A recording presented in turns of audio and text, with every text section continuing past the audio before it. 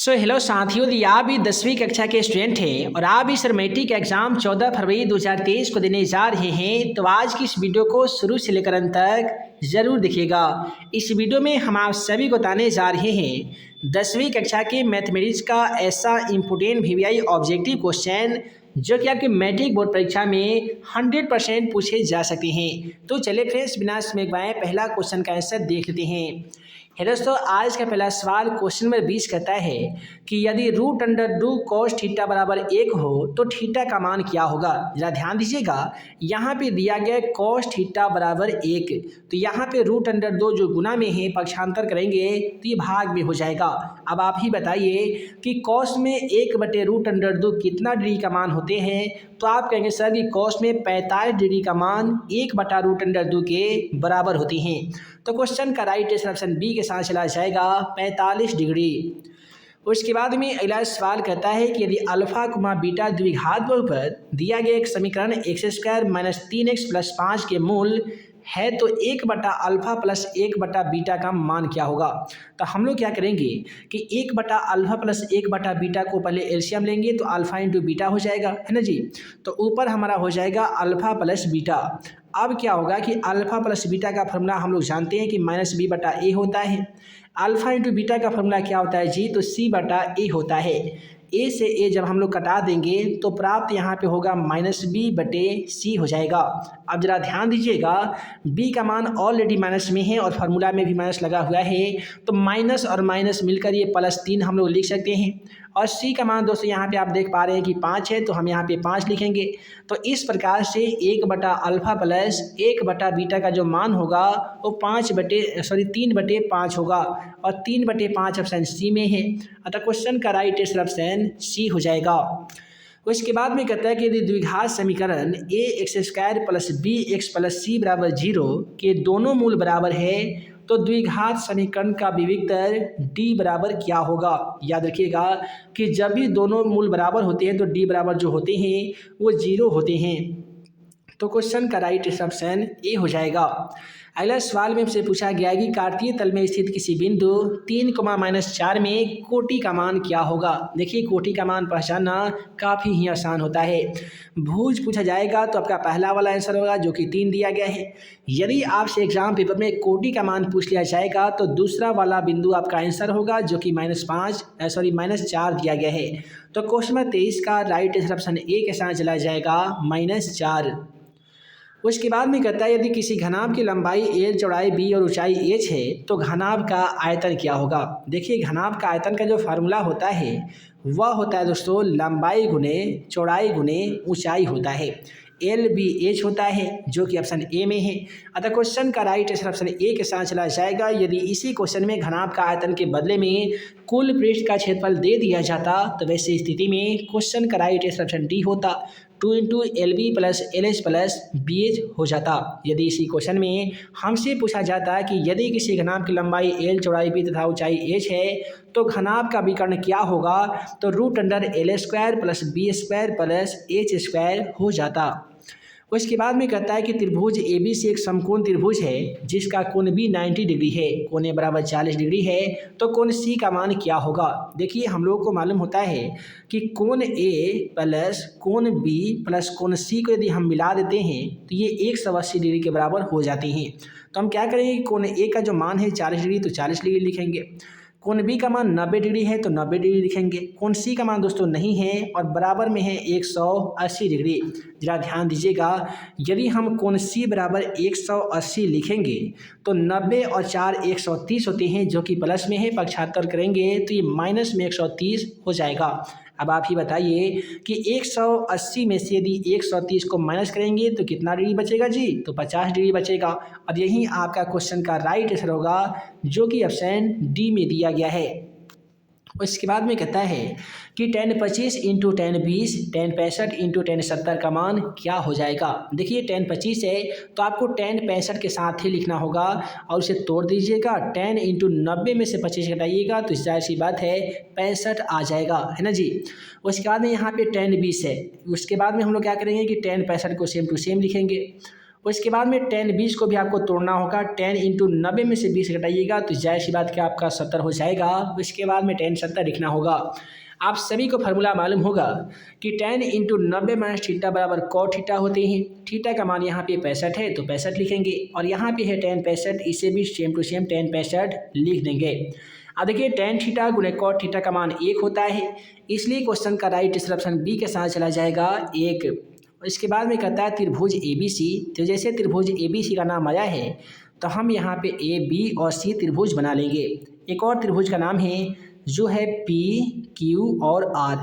इसमें कहता है कि AB बटा PQ। देखिए AB ये वाला भुजा, दूसरा कहता है PQ यानी ये वाला भुजा। फिर कहता है BC बटा RP, BC और RP यानी इसमें ये कोण B की बात की जा रही है और कोण P की बात की जा रही है ना। तो यहाँ पे दोनों में से कौन सा कोण बराबर होगा, तो ये होगा कोण B बराबर कोण P के, और कोण B बराबर कोण P ऑप्शन डी में है। अतः क्वेश्चन का बिल्कुल राइट आंसर ऑप्शन डी होगा जी, कोण B बराबर कोण P के। उसके बाद में कहता है कौन आभास संख्या है। आप सभी को मालूम होगा वैसी संख्या जो स्वयं और एक के अलावे अन्य संख्या से विभाजित नहीं होती है उसे हम लोग आभास संख्या कहते हैं, जैसे कि 11। उसके बाद में कहता है कि 1 प्लस कॉट स्क्वायर थीटा बटा 1 प्लस टेन स्क्वायर थीटा बराबर क्या होगा। एक आसान सा ट्रिक जान लीजिए। ऊपर दिया गया है 1 प्लस कॉट स्क्वायर थीटा, है ना जी, और बटा में दिया गया है 1 प्लस टेन स्क्वायर थीटा। तो यदि आपको सबसे पहले ऊपर अंश में कॉट स्क्वायर थीटा दिया गया हो तो आपका आंसर भी कॉट स्क्वायर थीटा ही होगा। यदि सबसे ऊपर यदि टेन स्क्वायर थीटा दिया जाए तो आपका आंसर टेन स्क्वायर थीटा होगा। फिलहाल यहाँ पे कॉट स्क्वायर थीटा दिया गया था तो क्वेश्चन का right answer cot square theta ही हो जाएगा। अगला सवाल कहता है कि यदि एक वृत्त का परिमाप और क्षेत्रफल संख्यात्मक रूप से बराबर है तो उसकी त्रिज्या क्या होगी। देखिए वृत्त का परिमाप का जो फॉर्मूला है वो 2πr होता है। वृत्त का क्षेत्रफल क्या होता है जी, तो πr स्क्वायर होता है। एक r से एक r कट जाएगा, पाई से पाई कटेगा, तो यहाँ पे बचेगा r बराबर 2। यानी कहने का मतलब ये है कि एक वृत्त का परिमाप और क्षेत्रफल संख्यात्मक रूप से बराबर है तो उस वृत्त की त्रिज्या 2 इकाई होगी, और 2 मात्रक यहाँ पे ऑप्शन बी में है तो क्वेश्चन का राइट आंसर ऑप्शन बी के साथ फिर चला जाएगा।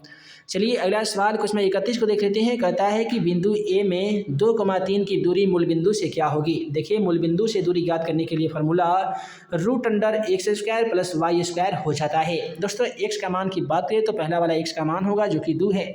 2 का स्क्वायर करेंगे तो 4 होगा, 3 का स्क्वायर करेंगे तो 9 हो जाएगा, 9 में 4 को ऐड करेंगे तो 9 4 13 होगा। यानी क्वेश्चन का राइट आंसर √13 होगा जो कि ऑप्शन सी में दिया गया है।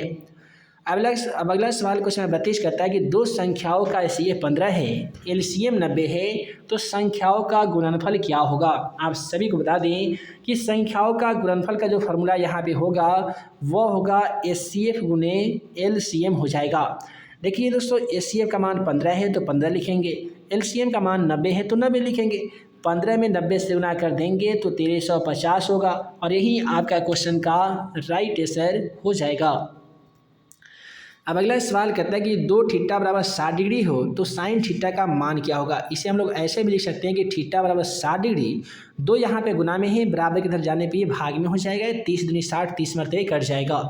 अब हमसे पूछा गया साइन थीटा, तो थीटा के बदले में 30 लिखेंगे। अब आप ही बताइए भाई साहब कि साइन में 30 डिग्री का मान कितना होते हैं, तो आपका जवाब आएगा कि सर 1/2 होते हैं। तो फिर यही क्वेश्चन का राइट आंसर होगा 1/2।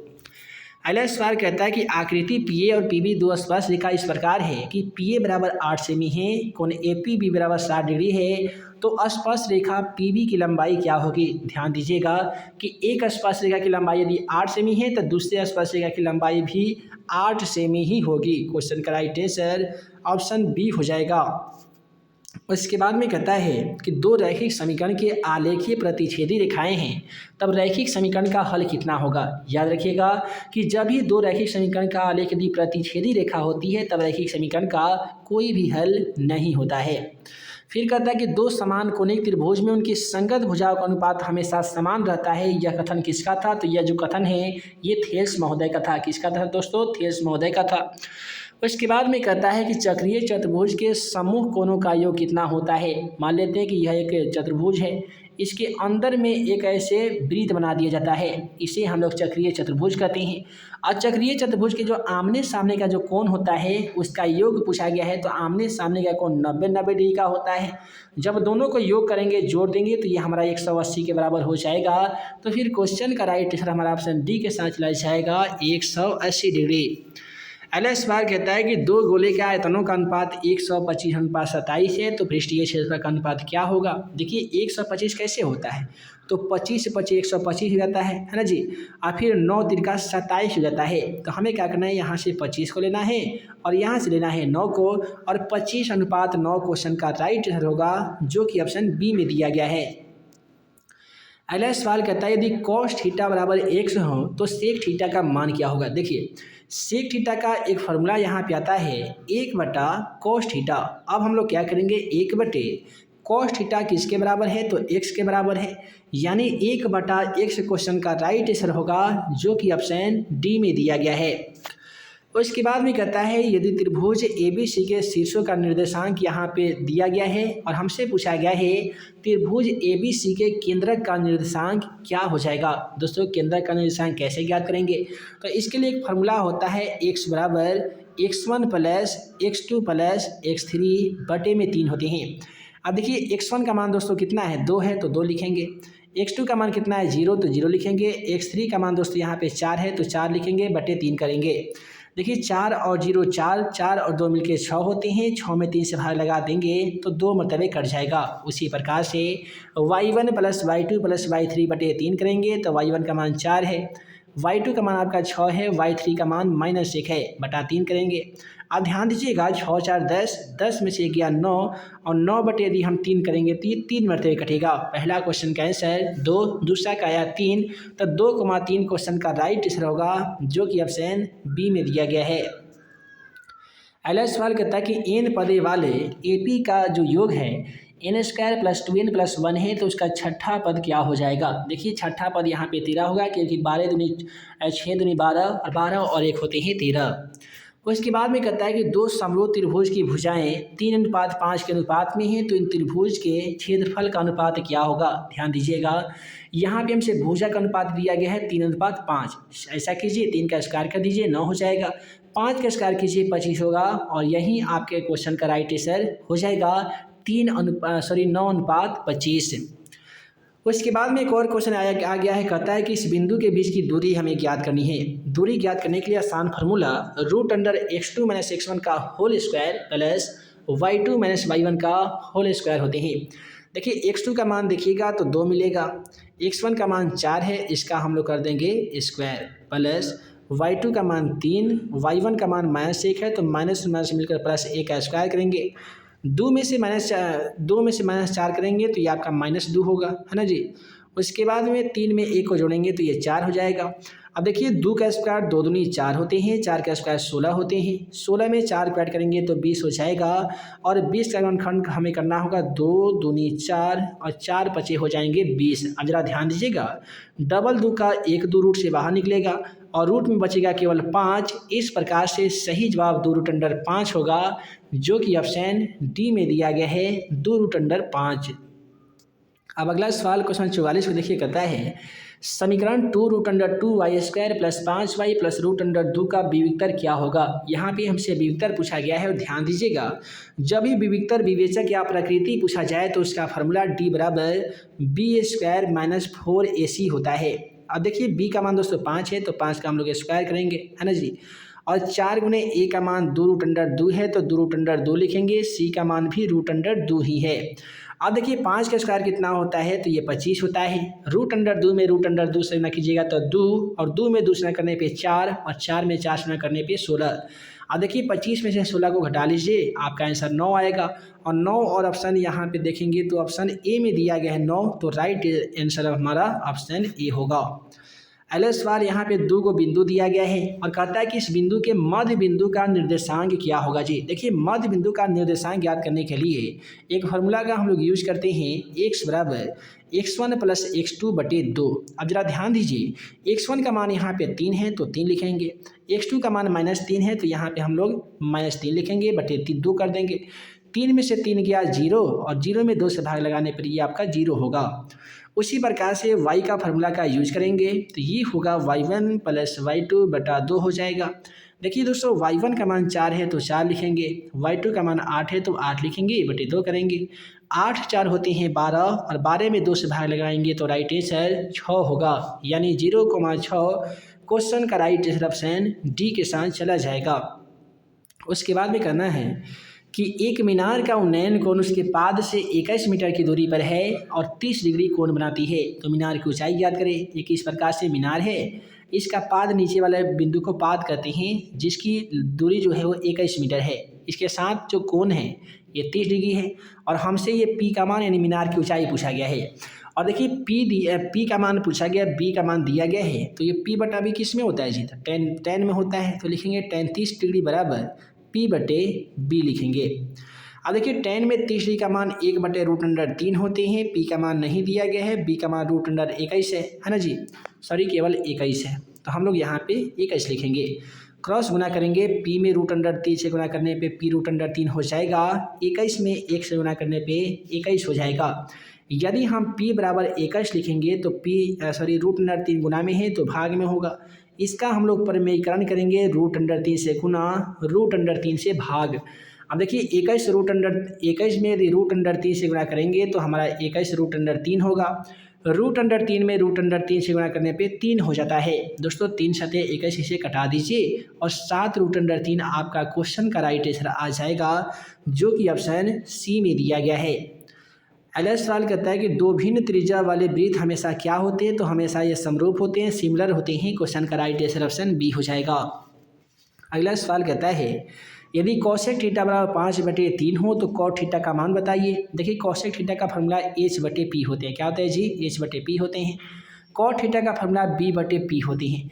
तो हमें यहाँ पे b का मान की जरूरत पड़ रहा है तो b का फॉर्मूला की यूज करेंगे, h² - p²। h का मान 5 है तो 5 का स्क्वायर करेंगे 25 हो जाएगा। p का मान 3 है, 3 का स्क्वायर करेंगे 9 हो जाएगा। 16 में से 9 घटाते हैं तो 25 में से 9 घटाने पे 16 और 16 का वर्गमूल यहाँ पे 4 होगा। तो b की जगह पे 4 लिख देंगे। p का मान दोस्तों 3 है तो 3 लिखेंगे। तो क्वेश्चन का राइट आंसर 4/3 होगा, जो कि ऑप्शन डी में दिया गया है। अगला सवाल कहता है दो समरूप त्रिभुज ABC और DEF इस प्रकार है कि 2AB = DE और BC = 8 सेमी है, तो EF का मान क्या होगा? जाहिर सी बात है क्या कीजिएगा, 8 में 2 से गुना कीजिएगा और 8 दूनी आपका 16 आंसर आ जाएगा। अगला सवाल कहता है निम्नलिखित में से कौन सा सही है यदि r त्रिज्या वाले उस वृत्त का त्रिज्याखंड का क्षेत्रफल जिसका कोण p डिग्री है। देखिए त्रिज्याखंड का क्षेत्रफल का जो फॉर्मूला होता है वो होता है दोस्तों πr² थीटा बटा 360 होता है ना। तो यहाँ पे क्या करना है कि πr² और 2 से 720 को घटा दीजिएगा तो 360 में से कट जाएगा, तो और ऊपर बचेगा आपका πr² p डिग्री और नीचे बटा 360 होगा और यही आपके क्वेश्चन का राइट आंसर हो जाएंगे। तो इस प्रकार से आज के इस वीडियो में हम लोगों ने देखा 10वीं कक्षा के मैथमेटिक्स का ऐसा इम्पोर्टेंट VVI ऑब्जेक्टिव क्वेश्चन जो कि आपके मैट्रिक बोर्ड परीक्षा के लिए काफ़ी ही ज़्यादा इम्पोर्टेंट था। आशा करते हैं कि आज का वीडियो आप सभी को पसंद आया हो। दोस्तों वीडियो पसंद आया हो तो वीडियो को लाइक कीजिएगा, अपने दोस्तों में शेयर कीजिएगा। चैनल पे नए होंगे तो हमारे इस YouTube channel math and magic tips को जरूर सब्सक्राइब कीजिएगा, ताकि ऐसे ही आने वाली हर 10वीं कक्षा का इंपॉर्टेंट क्वेश्चन का वीडियो आप सभी को मिल सके और आप हमारे द्वारा बनाए गए तमाम VVI क्वेश्चन का वीडियो सबसे पहले देख सके। तो मिलते हैं एक नए वीडियो में नए VVI क्वेश्चन के साथ। तब तक के लिए आप सभी को वीडियो देखने के लिए बहुत बहुत धन्यवाद।